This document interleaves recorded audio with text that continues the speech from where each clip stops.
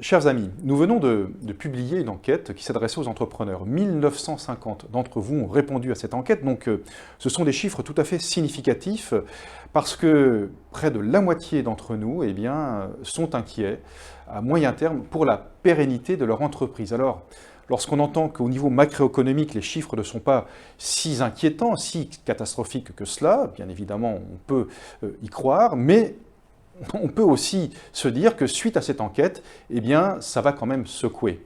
Sans être un oiseau de mauvais augure, nous sommes réalistes. Et tout simplement, lorsque nous voyons le résultat de cette enquête, ce qu'il faut absolument continuer, c'est au-delà du plan de relance, avoir un plan de soutien et un plan d'investissement.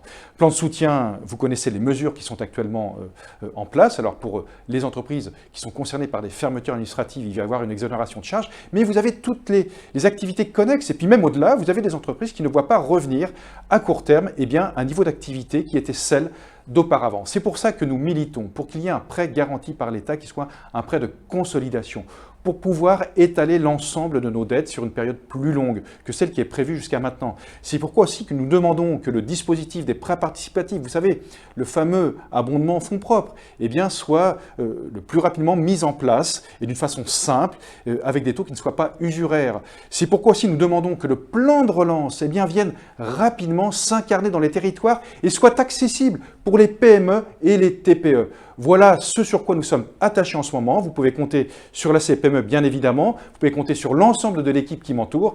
Et bien évidemment, vous pouvez compter sur le premier de vos serviteurs, moi-même.